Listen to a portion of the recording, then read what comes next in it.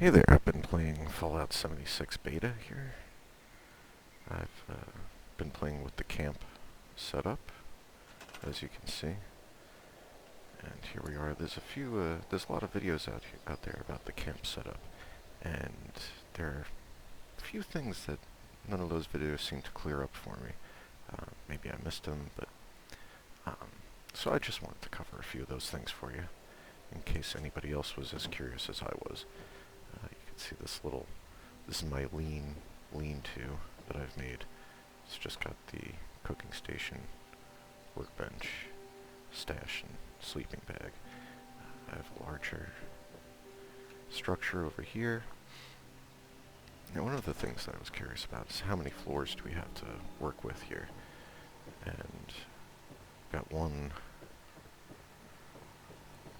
2, 3, 4, 5, and then this is where it cuts off. So I guess you can put a roof up there. You could probably put a roof on there. Let's test that out.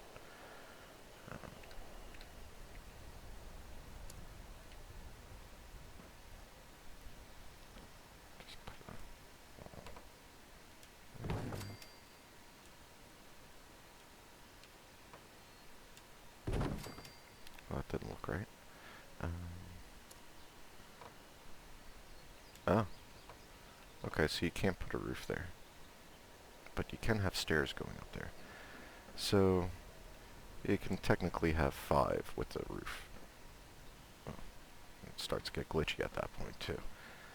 So, one thing that might scare you a little when the first time you move your camp is that you might, because the way they've described it, with both Bethesda and a lot of the people on YouTube, the way they've described it is like, oh, you just go over to your blueprints and you place your building again wherever you want. Thing is, if you do that, you will use all of the resources that it says you would use for that. So this would be 1 concrete, 1 gear. Oh, I guess that's for the water pump there. Bunch of wood. So if you're starting off, that might be crazy. The thing is that if you move your camp, it's going to go into the stored. The structure that you have built already is going to go into the stored section over here. And as you can see, I built something using the blueprints after moving my camp. And I had a bunch of extra leftover stuff, because I didn't... It all ended up going into the storage. And if you do this twice, the first time you do this, it'll just store the entire structure in one big piece. The second time you do this, it'll store it into like separate components, like this, or even just walls and floors and roof pieces and things like that. So that's one thing to keep in mind. Go always, if you're moving your camp, go to the storage section, see what components you have stored there, or what entire structures you have stored there. Now, the other thing that I've been wondering about is what glitches work. If you're a fan of the Skooled zone, as I am, you probably made a lot of cool structures in Fallout 4. Very streamlined structures using glitches. I learned them from the Skooled zone. I'll put a link to that channel on here. The guy has very informative videos on how to build stuff in Fallout 4. He's very jolly, to kind of a creepy extent, but very informative videos. I advise you to check him out if you like building things in Fallout 4. But he hasn't said anything about 76, and I'm curious as to whether or not some of the glitches that he taught me in his videos will work with the camp system. Now, I can tell you right off the bat that the pillar glitch does not work anymore, because that... Oh, there we go, there's those flickers again. Doesn't happen too much to me, thankfully. The blueprint function takes over the pillar glitch. So if you hold down A, which is what you used to do for the pillar glitch, you can select the whole structure or grow selection, if you want to do it just piece by piece, and then you have your blueprint. You can save the whole thing or just the pieces that you select as a blueprint. Once you do that, like I said, you can build it wherever you want, but you're rebuilding it using resources if you use the blueprints. Just keep that in mind. So that functionality has sort of taken over the pillar glitch.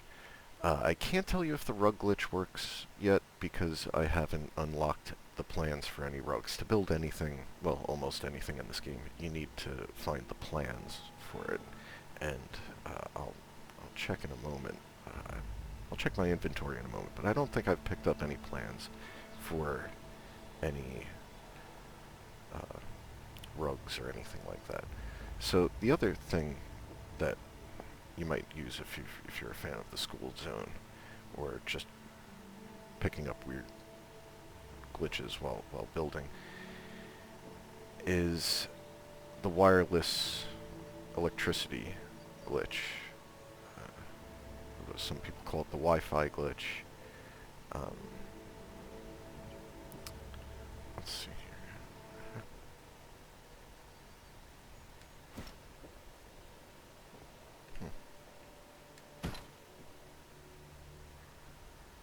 Okay, so here we go. Got the wire highlighted here. Now, when you try and do that Wi-Fi glitch, you'll find that after you highlight the wire and do the attach wire through the highlighted wire, the wire won't highlight again, as you can see here. And the only thing that it says that you can do is that, but when I press the Y button again, in this case, to attach the wire once again to this piece, whether it's through this wire or just,